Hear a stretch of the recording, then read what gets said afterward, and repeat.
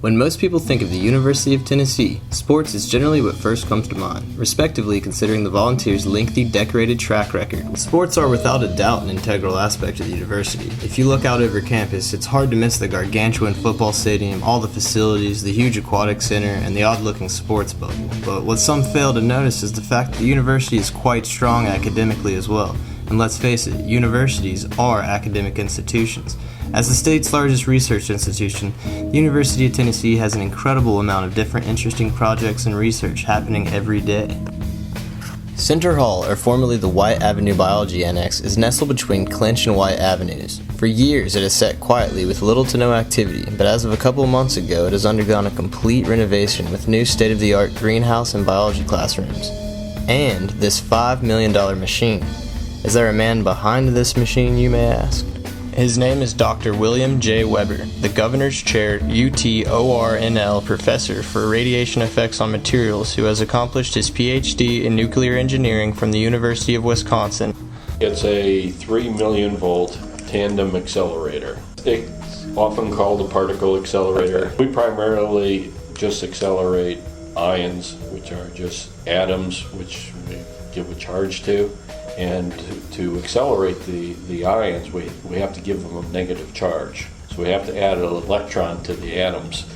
And because you have in the center of the accelerator this very high positive voltage, they're attracted and accelerated to that terminal. Dr. Weber's plans from a research perspective would be to better understand how we could use these ion beams to modify the properties of materials to improve those, or to say engineer these properties of materials by irradiating them with the ion beams.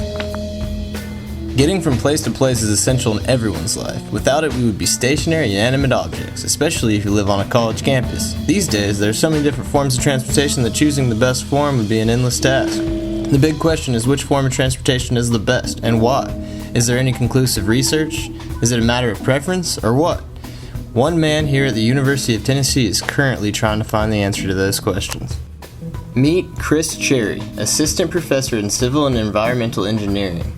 The University of California, Berkeley graduate was in search for a good research project back in 2001 when he stumbled upon one while abroad in Kunming, China. So electric bikes in China are totally widespread. Almost every city has numbers and numbers of electric bikes, number of bicycles in many cases, outnumber cars in many cases.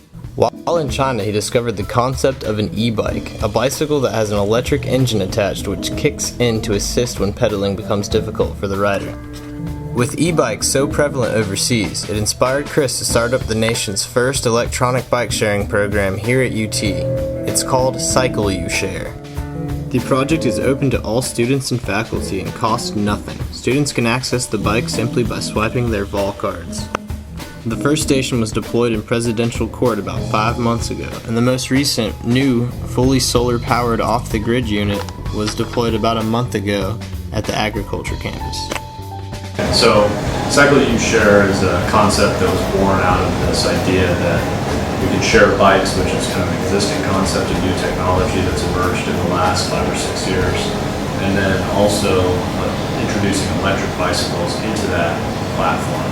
And we chose to do that because there's a lot of potential, I think, for people to become more inclined to ride a bike on hot days or hilly terrain or other types of barriers that people need to overcome with a bicycle. So in the U.S., there's not been any deployments of electric bike sharing systems, and one of the things we set out to do was to test some of the technologies that would be required, develop these technologies, put together a system from the ground up. So next time you're feeling lazy, there's no excuse. Go out and give Cycle You Share a try. Think killing trees is bad? Think again. At the Center of Renewable Carbon on the agriculture campus, Adam Taylor explains how we should inform ourselves before assuming what's good or bad for the environment. I'm an associate professor in the Department of Forestry, Wildlife, and Fisheries. Just from a burn and wood perspective, wood has some serious advantages over coal in particular. The fuel density of wood is about half that of coal.